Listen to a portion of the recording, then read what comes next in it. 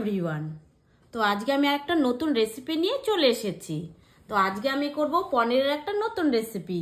তার জন্য আমি নিয়েছি 250 গ্রাম পনির, টমেটো ডুমডুম করে কেটে নিয়েছি, পেঁয়াজ কেটে নিয়েছি ডুমডুম করে, আর একটা কুচনো পেঁয়াজ দিয়েছি, কাঁচা লঙ্কা চিড়ে নিয়েছি, আর একটা ক্যাপসিকাম নিয়েছি, আর বাটা মশলার মধ্যে নিয়েছি আদা রসুন জিরে একসাথে বেটে নিয়েছি। তো চলো আমার রেসিপিটা দেখতে থাকো, সঙ্গে থাকো। তেলটা গরম হয়ে গেছে, পনিরগুলো ভেজে নেব।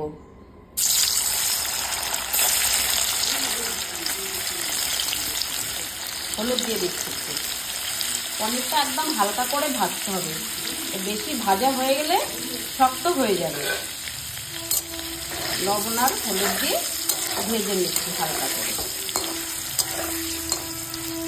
ওই তেলের মধ্যেই ক্যাপসিকাম গুলো ভেজে নিচ্ছি, একদম হালকা করে ভাজবো। ফোড়নের জন্য নিয়ে নিয়েছি জিরে, কাঁচা জিরে, শুকনো লঙ্কা, গোটা গরম মশলা, তেজপাতা। এটাকে আমি একসাথে দিয়ে দিচ্ছি।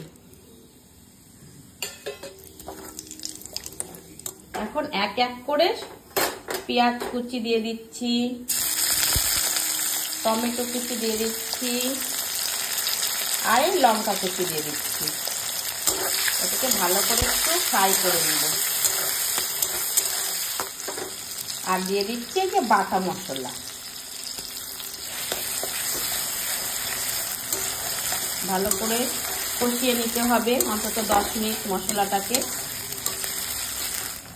স্বাদ অনুসারে দিয়ে দিচ্ছি লবণ, দিয়ে দিচ্ছি হলুদ গুঁড়ো, কালারের জন্য দিয়ে দিচ্ছি একটু কাশ্মীরি রেড চিলি পাউডার, সামান্য দিয়েছি, যেহেতু রেড চিলি পাউডারটা সেরকম আমি খাই না।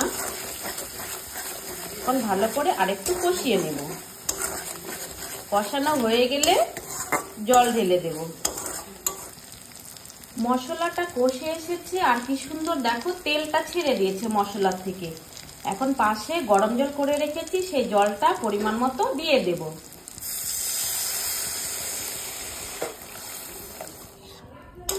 এখন এটা 10 থেকে 15 মিনিট ভালো করে ফুটিয়ে নেব। ঝোলটা ফুটে এসেছে, এখন আমি দিয়ে দিচ্ছি ভাজা পনির আর ক্যাপসিকাম। এটাকে এখন আবার 10 মিনিট ফুটিয়ে নেব। পনিরটা কষে গেছে, ক্যাপসিকাম আর পনির দিয়ে কষিয়ে নিয়েছি, ঝোলটা অনেকটা ফুটে গেছে। এখন কেটে রাখা পেঁয়াজগুলো ডুমডুম করে যে কেটে রেখেছিলাম সেই পেঁয়াজটা দিয়ে দিচ্ছি। এটারও 10 মিনিট ফোটাবো। এই তো পনিরের রেসিপিটা হয়ে আসছে। এখন নামানোর আগে একটু গরম মশলা দিয়ে দিচ্ছি, আর দিয়ে দিচ্ছি একটু কাসুরি মেথি ফ্লেভারের জন্য। আর আমার ভিডিওটি দেখার জন্য সবাইকে অসংখ্য অসংখ্য ধন্যবাদ।